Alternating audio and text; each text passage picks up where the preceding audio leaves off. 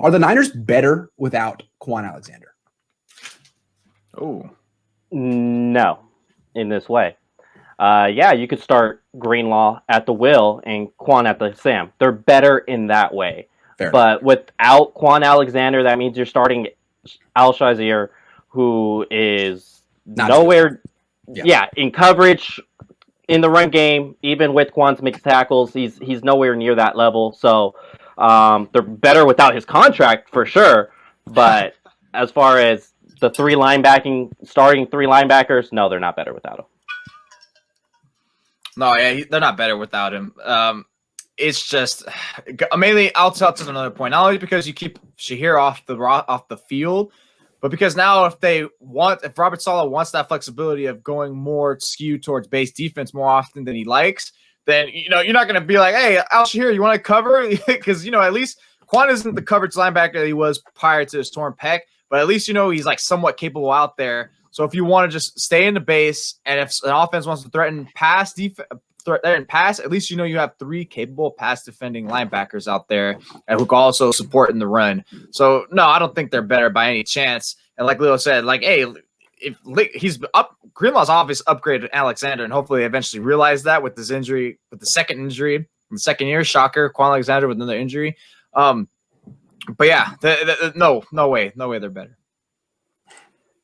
They're not better without Alexander being in the starting lineup. They're better if they replace Alexander in the nickel with Greenlaw, though. Yes, and that's a defense that they play a lot because of the way the NFL is nowadays.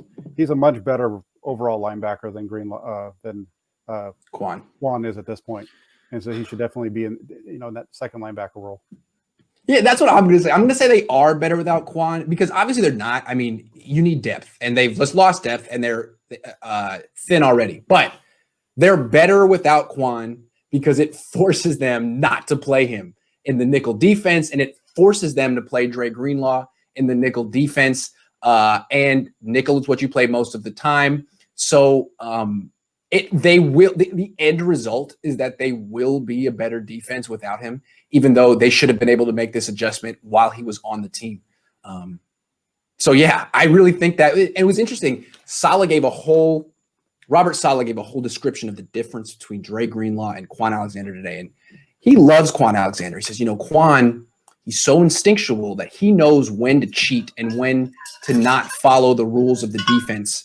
And he's been getting better at when to do that. And Dre Greenlaw is more by the book. You know what? Give me by the book. I don't like Kwon Alexander's instincts or his feelings. I feel like he gets it wrong most of the time. Just give me Dre Greenlaw, who's a really good athlete who does his job correctly. Give me Dre.